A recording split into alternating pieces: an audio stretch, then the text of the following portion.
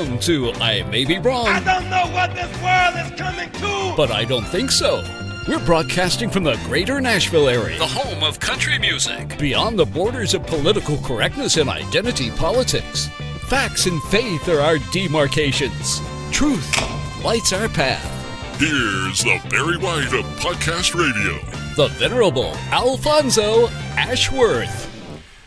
Well, welcome to another exciting episode of I May Be Wrong, but I don't think so. We have a great lineup today. We're going to be talking about something very, very important to you. If you're an American, if you're someone who loves this country, if you're someone who loves the Constitution, if you're someone who loves this culture, this way of life, you're definitely going to want to tune in. If you have something you want to say it to me, or you want to say it to my guest that's in the queue, you can chat with me on Facebook Live. You can go into my Facebook Live and leave a chat. We'll see it. Or you can go to my website at I may be wrong, but I don't think so.com, and you can then also get me there. And it's a live chat on the screen. I only have 30 minutes, so I've got to dig right into this because I have someone, he's been on here before. I've had him on before early when I started this show. This is a topic that I love to talk about, but I also hate to talk about. I hate to talk about this topic because people don't want to listen. You don't want to hear it. You don't want to hear that the change in the demographics in this country is going to bring this republic to its knees. You think right now that things are bad. You wait till the demographics in this country shifts to a point to where there is no recovery, no way for us to ever catch up. And I got somebody in the queue that's going to talk about that. Before we get started, I see Bill Davenport. Good morning, sir. You are in the chat. I see you there. If you got a question, you got a comment.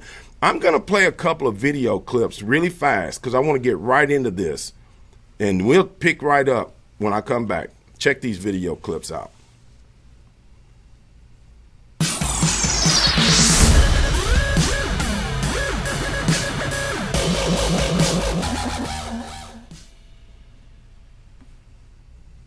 I will end the Muslim ban on day one. Day one.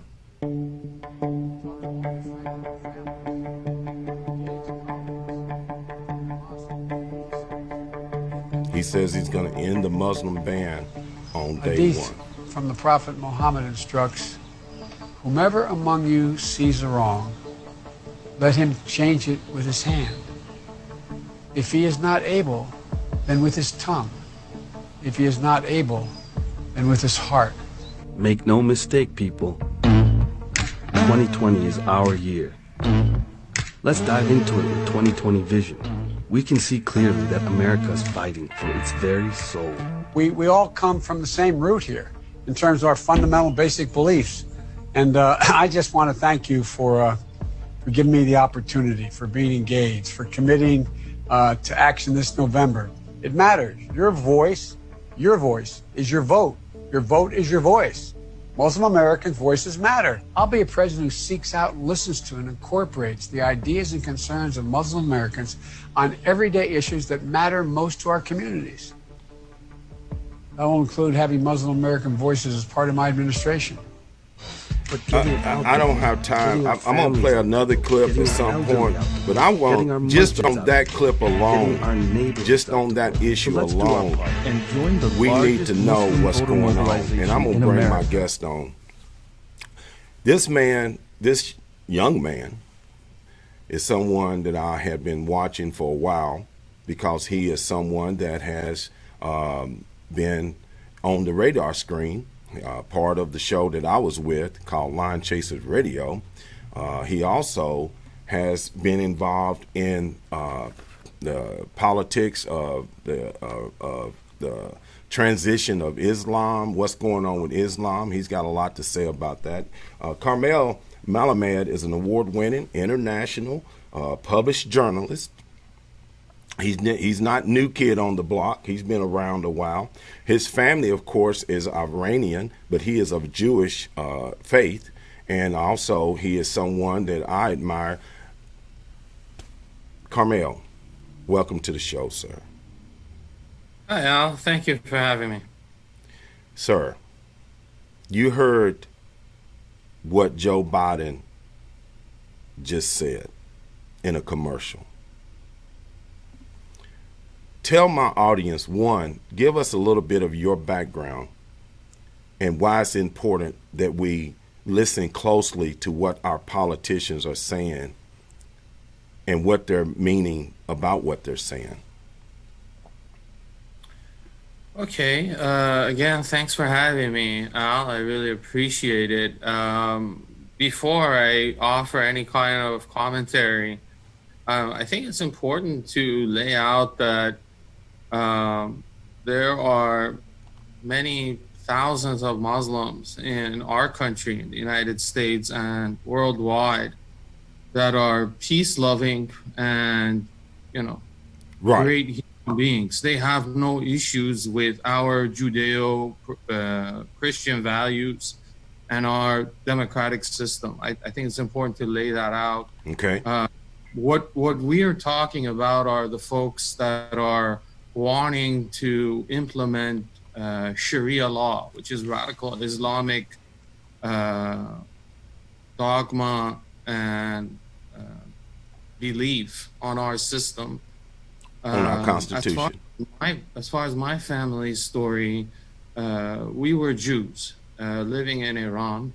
My community was 80,000 strong in Iran in 1979. Iran was multi-ethnic, multi-religious society, Muslim majority, but the Shah was a very tolerant leader, and people got along for the most part, even though it was a Muslim majority country. What happened was his regime was overthrown, and the Ayatollah Khomeini's regime came into place and implemented this radical fundamentalist Islamic Sharia law. And overnight, we realized as non-Muslims that do not follow radical Shiite Sharia law that we were third-class citizens, and we did not have equality under the law. We had inferiority rights. The limited rights that we did have could randomly be removed by judges or clerics. So it was a very precarious situation for us. I won't get into further details, but we were forced to flee that country. And we came to the United States because it was a land of freedom, equality under the law for everyone, regardless of religion. And now it seems as if some of our politicians are pandering to those that may or may not want to implement Sharia law. So it's a very scary thing to see after your family has fled that. And America is really the last outpost. Where are we going to go? Where are we going to flee to if, our democratic system here collapses? There's nowhere to go. We are the last stand. Well, you said it as well as I've heard it put. And also, let me clarify, I'm not here to attack Muslims per se. I'm here to attack Sharia law, radical Muslims, and what's happening in politics. For example, all protesters are not anarchists, but some are, and they're the ones causing the trouble. So yes, all Muslims are not terrorists, but unfortunately, they harbor or they don't stand against those who are. And that's what's happening in America today. We have politicians that will not stand against anarchists, Marxists, socialists, and yes, even those who want to bring in Sharia law, because we've already seen it here. Look, the barbarians are already inside the gate. They're no longer at the gate. They're inside the gate. And I want my audience to clearly understand, look, if you got something you want to say to Carmel, please post it in the chat. Or if you would like to ask the question, and I'll try to get him to answer it as well. Explain to those who have ears to hear this, what is the difference between the Sunni and the Shiite Muslims? Really, it has to do with with their beliefs in the successor to Muhammad. Okay. Muhammad is their prophet, the messenger of God's Islamic message, and many thousands of years ago, they basically had a split amongst the believers. There were Sunnis that believed that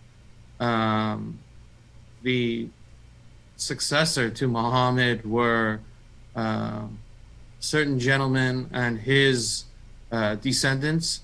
And then there were Shiites who believed that, no, that particular gentleman, that particular follower of Muhammad was not the correct successor. The correct successor was a different gentleman and his descendants.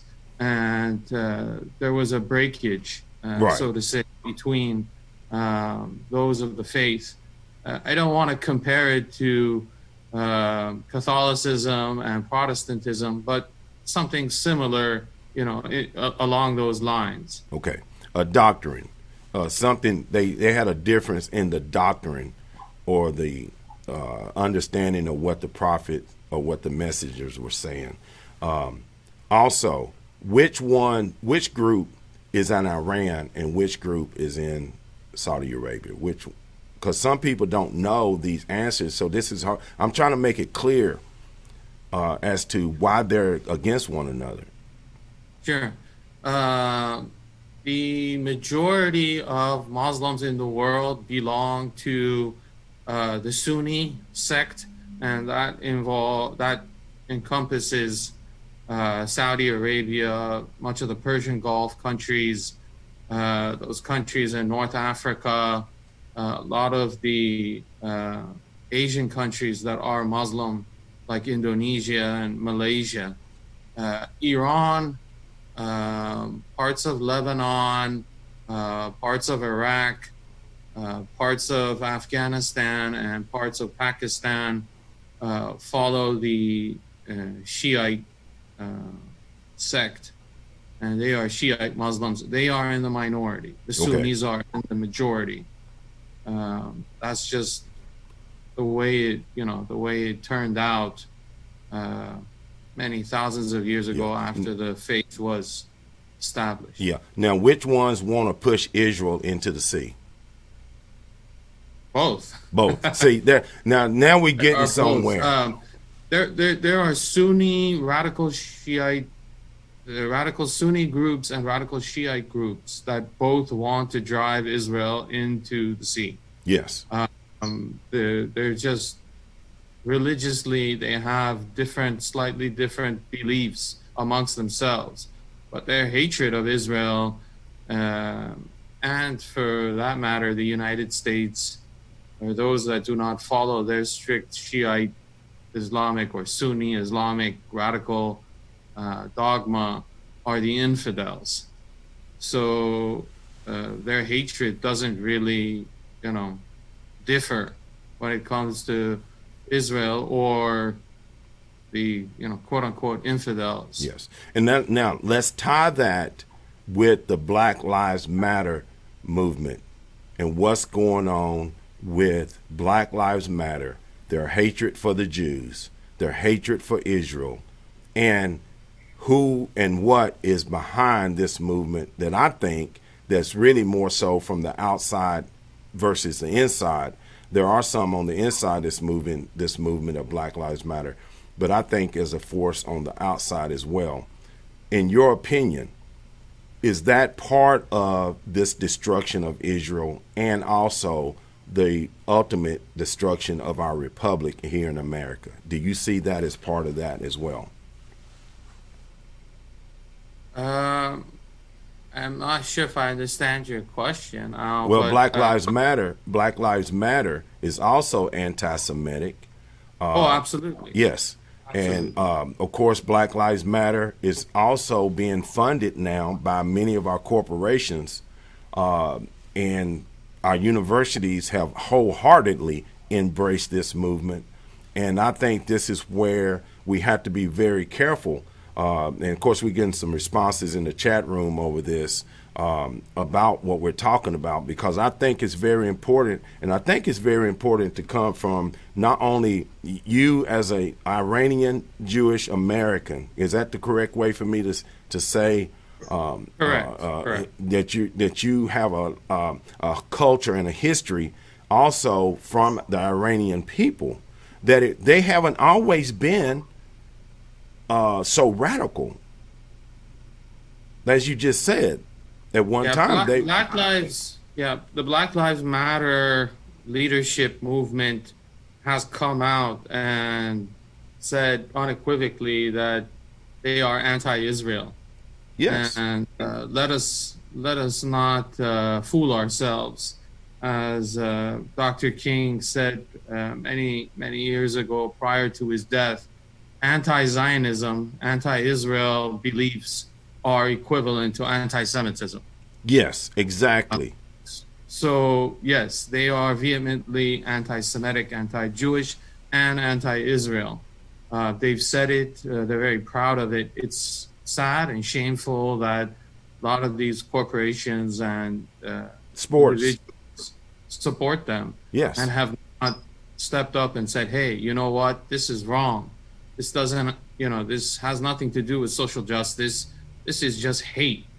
My biggest problem with them is the fact that they single out the Jewish state for supposed injustice to the Palestinians, but yet they don't look at injustice from some of these other groups throughout the world against these groups. For example, just throw some examples out there. What about the Chinese oppression of the folks in Tibet? Correct. Why is there any outrage there? Why isn't there any outrage of the Chinese oppression of Muslims living in some of the Chinese provinces? Why is there any outrage at what's going on in parts of Africa where you have Christians that are being slaughtered in places like Nigeria by the Muslim majority? It's really, really disturbing and sickening that they're singling out the only Jewish state, but yet they don't have any objections. They don't raise any issues about other minority groups and other groups that are oppressed in the world. It stinks of anti-Semitism and just Jew hatred. Right, and I have made this argument, and I'll continue to make the argument that most of this has been rooted in not only anti-Jewish, anti-Israel, but also anti-American and anti the Republic, the Constitution. And that's part of what we should be concerned about when Rashida Tlaib, Ilhan Omar, and those that are coming out that are anti-Israel, but they also have opportunity to set policy in this country. And now you have the vice president, the former vice president, that is wanting to embrace this, but not separating the radicals from those who are good Muslims. They won't do it. They won't come out and say anything negative about the anarchists or the groups of Black Lives Matter. Now, quickly, you heard what Joe Biden had to say. Now, he's going to be running for president. There's no doubt about. I don't know who his running mate's going to be, but I promise you they're going to be far, far left. When your family came here when? In the 70s? Or the 80s? In the late 1980s. Late 1980s. And how old were you when you come here?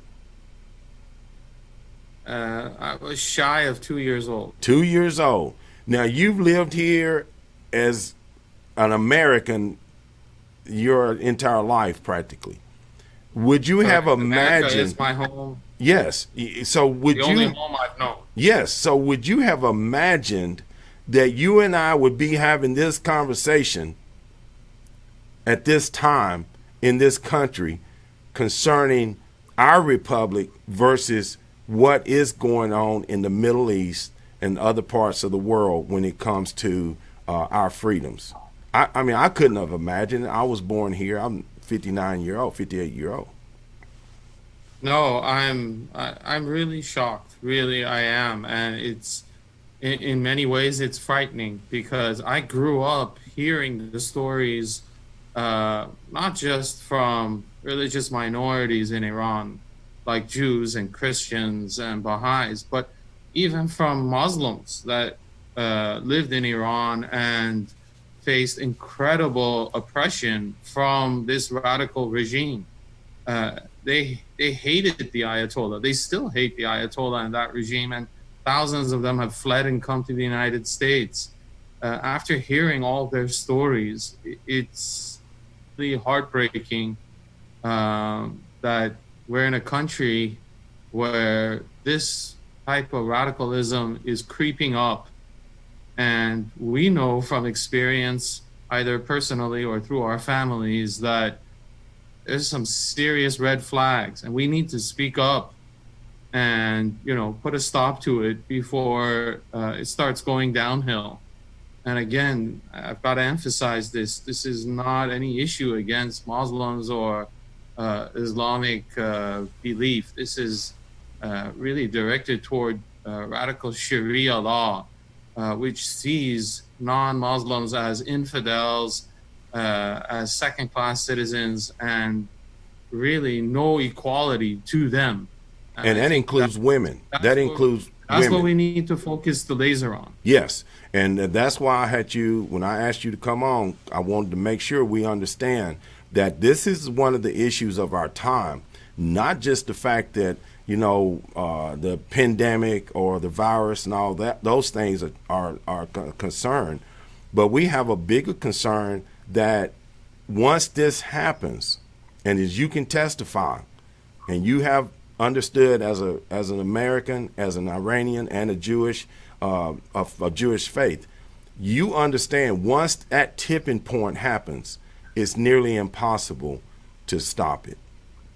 At some point, it's going to reach a threshold, and we will not be able to do anything about it at that point. Where do you think we are in that situation? If you're talking about demographics. Yes, demographics. Yeah, we're in a precarious situation. I don't think our situation is as bad as what you have going on in Europe, where there are enclaves that are in Paris and London and Brussels and over much of Western Europe, where there's radical Sharia law being implemented in parts of cities and neighborhoods. And the society, the police, the Western democratic institutions cannot go in there and enforce their democratic laws and beliefs. Police are frightened from going into some of these enclaves that follow radical Islamic beliefs and dogma, and they're in a very, very serious situation because the police and the military in many instances don't want to go into those areas. They're just outnumbered. Right. We haven't gotten quite there, but it seems as if we're moving toward that direction because over the years, especially during the Obama years, they allowed an influx of refugees from a lot of these Islamic countries without looking at who they were and what their beliefs were. Places like North Africa and Somalia. Right. And other parts of the Middle East. And now these folks have come in and they're starting to spread some of their ideology. Places like Michigan and Minnesota. Exactly. I sent you a video yes. from a Shiite Black African American Muslim cleric in Michigan, preaching about how great the Iranian former dictator Ayatollah Khomeini was, which was, it's just absurd. Right. And of course, Muammar Gaddafi. It's fermenting. It's growing.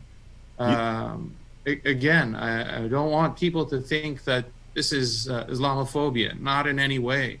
But this is very frightening when you see these groups with such radical beliefs that have come into the country and are trying to spread their dogma and really don't have any respect for equality under the law for those that don't follow their radical beliefs. Right. And of course, Muammar Gaddafi said that they would take over without firing a shot, basically.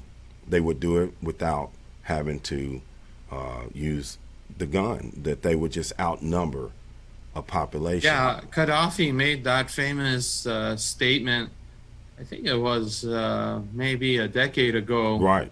When they asked him if Europe needed to be invaded by Islamists. And he said, no, our greatest weapon is our Muslim women's womb. Right. We will have more children than the Europeans. We will outnumber them, and eventually Europe will become an Islamic continent. And it's coming to fruition. Very sad. And it's coming to America. It's coming to the West. That's the warning. Of course, Carmel, tell my audience if they want to get in touch with you, if they want to know more about what you do, what organizations, your writings, of course, how to contact you. What's the best way for my audience to contact you? They can reach me through Facebook or through Twitter. Just my name, Carmel Melamed, Karmel Melamed. I write for a variety of publications here in the United States and in Israel and overseas. My focus is on religious minorities and what they encountered in the Islamic and Arab world as a wake-up call for us here in the West and America. Again, it's not just the Jews. Right. It's the Christians. It's those that do not follow, and even Muslims that do not follow their radical Sharia law beliefs. Yes, and that's the warning, folks. That's what we're trying to warn you against. That's why I had the show. That's why I had Carmel come on this morning. He's an expert on this issue, not only because he studied it, because also he has lived the life of this situation, and he's just warning you and warning us about this. Carmel, I want to thank you for getting up early. You're out there on the West Coast, of course. I really appreciate you getting up early and being on the show today. I will post your information on my Facebook and my website. So if someone wants to contact you or have more questions, they will be able to do so. But I want to thank you for coming on. And, of course, God bless you, my friend. And thanks for being a part of the show. Thank you, Al. I appreciate it. God bless you and your audience. Yeah.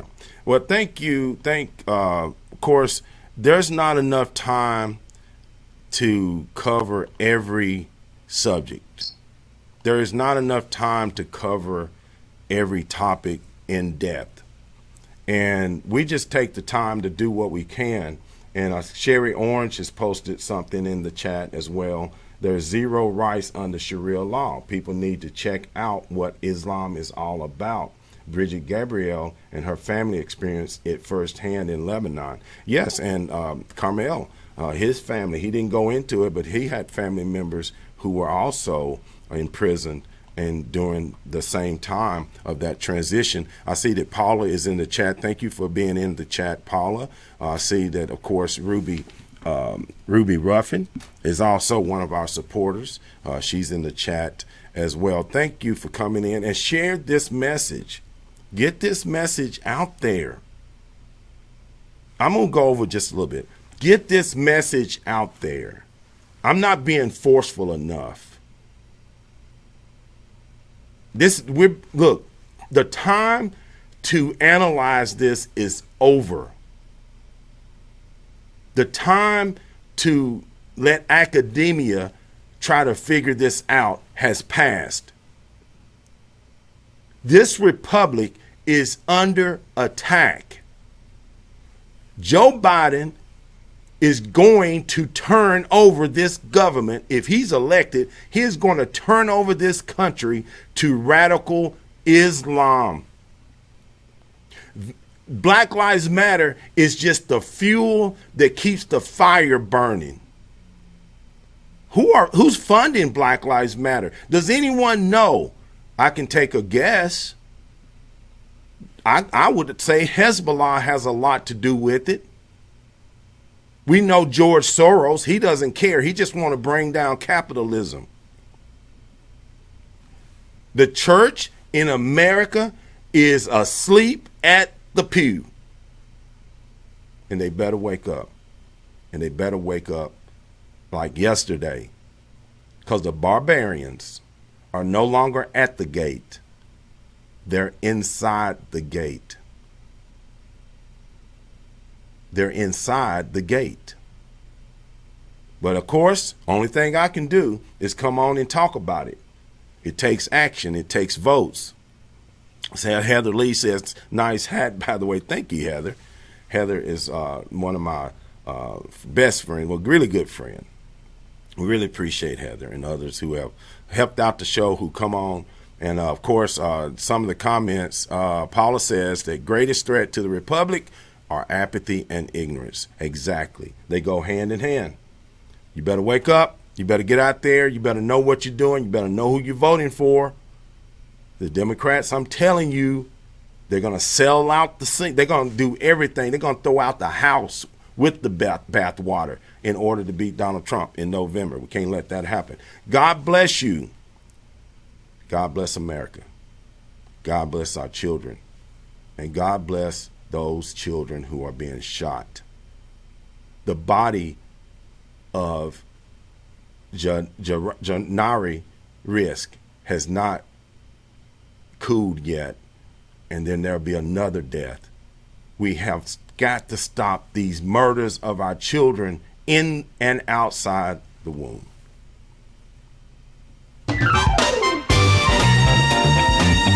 You've been listening to Alfonso Ashworth, the Barry White of Podcast Radio. Go forth and share his message. I may be wrong, but I don't think so. Remember, no two people can ever occupy the same place at the same time. You were uniquely and wonderfully made. Born an original. Don't die a copy. God bless. Peace.